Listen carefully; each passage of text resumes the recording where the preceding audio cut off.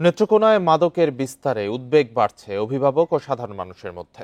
অন্যদিকে কুয়াকাটায় সমুদ্র পথে আসছে ইয়াবা, আইস, ফেন্সিডিল সহ বিভিন্ন মাদক। স্থানীয়দের অভিযোগ, মাদক বেচাকেনায় জড়িত মূল হোতারা এখনো ধরাছোঁয়ার বাইরে। যদিও পুলিশের দাবি, মাদক নির্মূলেই নিয়মিতই অভিযান চলছে। সীমান্ত ঘেঁষা নেত্রকোনার হাওর, পাহাড় ও সমতল সব জায়গাতেই এখন মাদকের ছড়াছড়ি। নেশায় জড়িয়ে পড়ছে স্কুল কলেজের শিক্ষার্থীরা। শহর ছাড়িয়ে গ্রামের প্রত্যন্ত অঞ্চলেও মিলছে ইয়াবা, গাঁজা ও ফেন্সিডিল। স্থানীয়রা বলছেন, প্রশাসনের অভিযানে খুচরা বিক্রেতারা ধরা পড়লেও অধরা রয়ে যাচ্ছে মাদক পাচারের মূল হোতারা। যদিও সীমিত জনবল দিয়েই নিয়মিত অভিযান চালানোর কথা জানান মাদকদ্রব্য নিয়ন্ত্রণ অধিদপ্তরের কর্মকর্তা।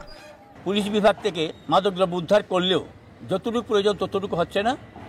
সময় সময় কিছু করা হয়। প্রশাসনের একার পক্ষে আসলে মাদক নিয়ন্ত্রণ করা সম্ভব না। তো আমাদের গোয়েন্দা নজরদারি অব্যাহত রয়েছে। আমরা চাচ্ছি যে নেত্রকোনা জেলা একটা মাদকের ক্ষেত্রে একটা নিয়ন্ত্রিত পর্যায়ে যাতে আমরা আনতে পারি, সহনীয় পর্যায়ে আনতে পারি। অন্যদিকে কুয়াকাটা উপকূলকে মাদক পাচারের বিকল্প রুট হিসেবে বেছে নিচ্ছে পাচারকারীরা। গভীর সমুদ্রে মাছ ধরার ট্রলারগুলো ব্যবহার করা হচ্ছে মাদক আনা নেয়ার কাজে। গত 15 মাসে জেলার 9 থানায় আটক হয়েছে মাদকের 90টি চালান।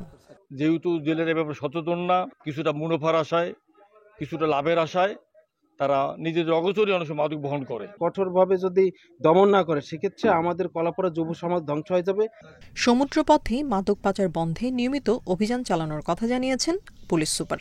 আমাদের আসলে সীমাবদ্ধতার কারণে ফুল সমুদ্র আমাদের আসলে মনিটর করা সম্ভব না, কিন্তু তারপরে আমরা যাতে আমাদের সমুদ্র পথে আমাদের এলাকায় যদি কেউ চোরাচালানের স্থান না পায় এবং তারা যে না নামাতে পারে, সেক্ষেত্রে আমাদের কার্যক্রম সবসময় চলমান আছে। মাদকের বিস্তার ঠেকাতে শুধু আইন শৃঙ্খলা বাহিনীর অভিযানই নয়, এজন্য পুনর্বাসন ও সচেতনতা কার্যক্রম আরও জোরদার করা প্রয়োজন বলছেন অভিভাবক ও সাধারণ মানুষ। Tania Nasrin, independent news.